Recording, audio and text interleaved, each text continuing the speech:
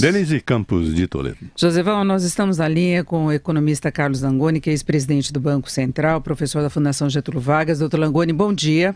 Bom dia, Denise. Bom dia a todos os ouvintes. Bom, hoje começa a reunião do Copom, do Comitê de Política Monetária do Banco Central, e apesar do corte até significativo que nós já tivemos a taxa básica, a política de juros continua sendo muito questionada. Se cobra do Banco Central um corte maior dos juros, a gente tem alguns fatores de incerteza, como o aumento dos combustíveis na semana passada, impacto na inflação, mas o fato é que a grande expectativa é que venha um corte de 1 ponto, taxa Selic chegue a 1 dígito e feche este ano possivelmente até abaixo de 8%. O senhor acha que esse seria o caminho correto?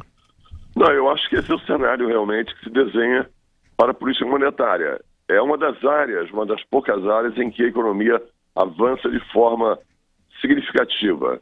A inflação continua em queda, haverá um impacto negativo do aumento de impostos sobre combustíveis, mas será um impacto pontual. Nós temos tido até deflação no IPCA, a mesma coisa aconteceu no IPCA 15.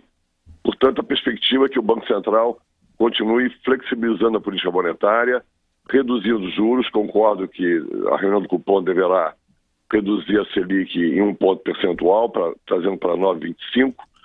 E essa distensão monetária vai chegar ao crédito e isso deve contribuir para alavancar a retomada brasileira, que por enquanto é bastante tímida. Agora, a grande dúvida é essa, se vai chegar o crédito mesmo, que a gente vê uma resistência muito grande do sistema financeiro, nós ainda temos taxas absurdamente altas. O senhor acha que essa redução da Selic pode produzir alguma coisa de mais efetivo até o final do ano? Porque tem inadimplência ainda alta, endividamento muito pesado da população, empresas em dificuldade. Mas na verdade, existe um problema estrutural do sistema financeiro brasileiro, spreads elevados.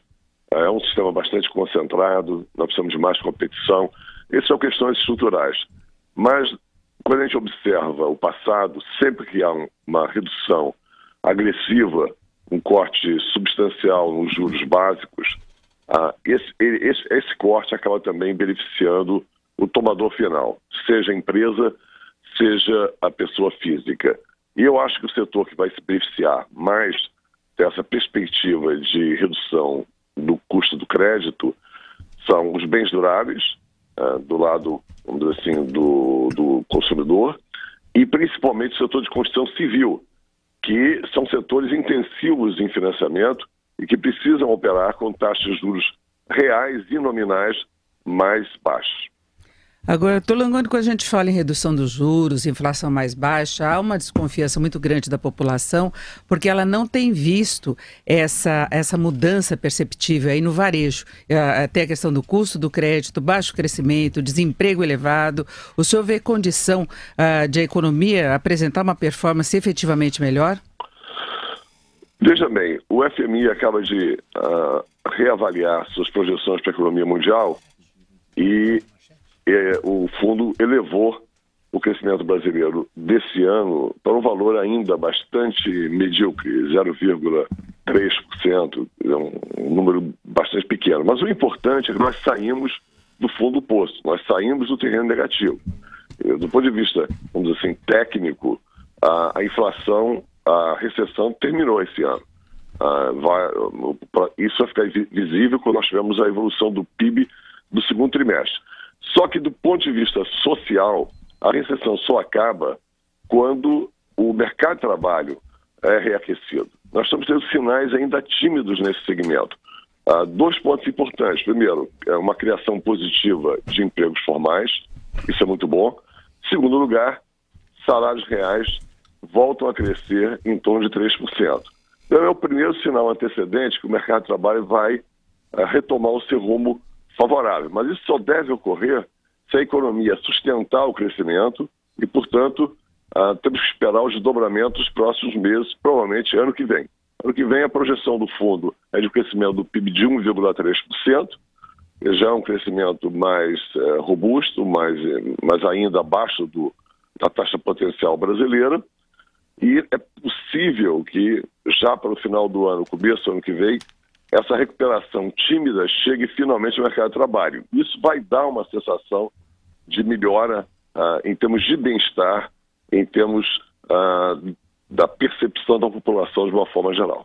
Doutor Carlos Langoni, bom dia. Posso abrir a nossa manchete dizendo a recessão terminou? Eu acho que sim, a recessão terminou, porque as pessoas continuam impressionadas, né, com os números, vamos dizer assim, que surgem muitas vezes, são números transitórios de curto prazo. Nós olharmos os índices de confiança da economia, que são índices antecedentes, apesar do efeito JBS, há uma tendência ainda de crescimento, evidente que com alguma oscilação. Nós olhamos o mercado acionário tem tido um desempenho bastante favorável. Esses são indicadores antecedentes. Os juros futuros apontam para a queda. E o PIB do primeiro trimestre teve uma expansão bastante importante, 1%. É verdade que puxado pelo setor agropecuário e por exportações, é um crescimento meio desequilibrado, mas eu acho que aos trancos e barrancos, uma decolagem, como eu disse, ainda bastante gradual, a economia brasileira sai da recessão. Lembrando que nós tivemos 2 anos de um PIB negativo, 3,8% e 3,6%. Realmente nós estamos no fundo do poço. Então, voltar ao terreno positivo, e outro dado interessante, a indústria dá sinais de retomada, inclusive o setor automobilístico, beneficiado pelas exportações. Então, é um cenário melhor, bem melhor do que o do ano passado. Eu acho que não há risco de uma recaída recessiva, apesar de todos os choques políticos, a economia resiste. A economia brasileira é uma economia bastante diversificada e tem um potencial muito grande se nós fizermos as coisas corretas, que é, na minha opinião, rever de forma profunda o papel do Estado na economia. Doutor Langoni, bom dia, é Marco Antônio Villa. Deixa eu perguntar uma questão para o senhor. Se eu estiver errado, por favor, o senhor me corrija. Há uma recuperação, como o senhor bem expôs, tímida, mas há uma recuperação. Como é que entra tanto capital estrangeiro no Brasil ainda? O que o Brasil tem de tanto atrativo, ou de tão atrativo, que continua, mesmo em uma situação econômica difícil, atraindo o capital estrangeiro? Esse é um dos paradoxos da economia brasileira. Uma economia que está sofrendo crises políticas, instabilidade, turbulência nesse segmento, que chega ao coração do Poder Executivo. Ao mesmo tempo, nós olhamos os dados das contas externas, o desempenho é extraordinário.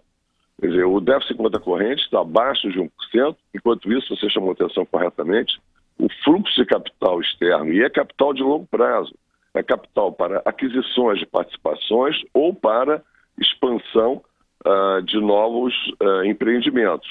Esse segmento vem num ritmo forte, em 12 meses está batendo a faixa de 80 bilhões de dólares.